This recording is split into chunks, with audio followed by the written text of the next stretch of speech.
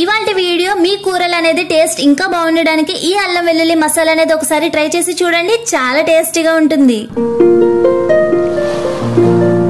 ముందుగా ఒక గిన్నె తీసుకుని అందులో వాటర్ వేసుకుని మీరు ఎంతైతే అల్లం తీసుకుందాం అనుకుంటున్నారో ఆ అల్లం అనేది ఇలా నానబెట్టేసుకుని పక్కన పెట్టేసుకోండి. ఇంకొక గిన్నెలోకి ఫ్రెష్ వాటర్ తీసుకుని 1.5 టేబుల్ స్పూన్ గసగసాలు అనేది యాడ్ చేసుకోండి. 1 టేబుల్ స్పూన్ ధనియాలు, జాజి పువ్వు ఒకటి యాడ్ చేసుకోండి. జాపత్రి ఒక చిన్న రెబ్బ అనేది యాడ్ చేసుకోండి.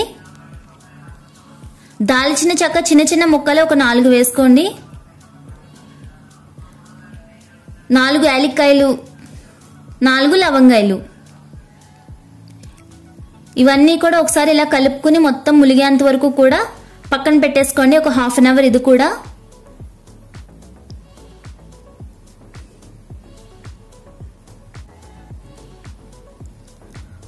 ఒక హాఫ్ అన్ అవర్ అయితే అయ్యిందండి. చూసారా ఈ విధంగా అయితే నానుతుంది ఒక హాఫ్ అన్ అవర్ కి.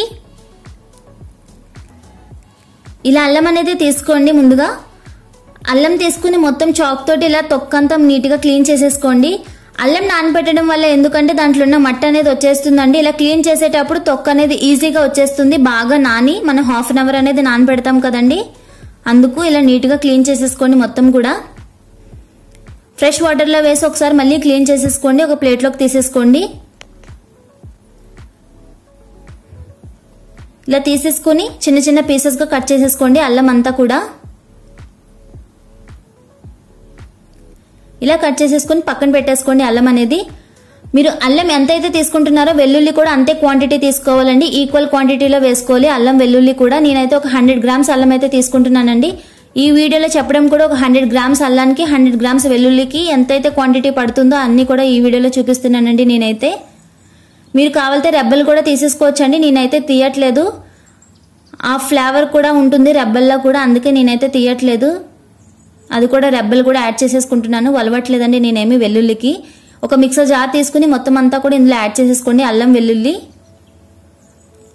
మనం ముందుగానే నానబెట్టుకున్న గసగసాలు ధనియాలు వాటర్తో కూడా ఇది యాడ్ చేసేసుకోండి. వాటర్ ఎక్కువ ఉంటే కనుక తీసేసి యాడ్ చేసుకోండి. మీరు అప్పటికప్పుడు రుబ్బుకుంటుంటే కనుక ఫ్రెష్ అల్లం వెల్లుల్లి పేస్ట్ అనేది పచ్చి కొబ్బరి కూడా యాడ్ చేసుకోండి. మీరు స్టోర్ చేసుకుంటే పచ్చి కొబ్బరి అనేది యాడ్ చేయొద్దండి, ఎందుకంటే పాడైపోతుంది పచ్చి కొబ్బరి కాబట్టి. ఈ అల్లం వెల్లుల్లి పేస్ట్ మసాలా అనేది మీకు ఏ కూరలైనా బాగుంటుందండి. చికెన్, మటన్, తలకాయ, బోటి, కాళ్ళు, రొయ్యలు, లివర్, బ్రెయిన్ ఇలా అన్ని కూరలోకి కూడా చాలా బాగుంటుందండి ఈ అల్లం వెల్లుల్లి మసాలా అయితే. చూసారా ఈ విధంగా మెత్తగా వచ్చేంత వరకు ఒకసారి గ్రైండ్ చేసేసుకోండి. ఇలా ఎయిర్ టైట్ కంటైనర్ తీసుకుని స్టోర్ చేసేసుకుంటే మీరు 1 మంత్ వరకు కూడా ఈ అల్లం వెల్లుల్లి మసాలా అనేది అస్సలు పాడవదండి. Please like, share and comment, subscribe.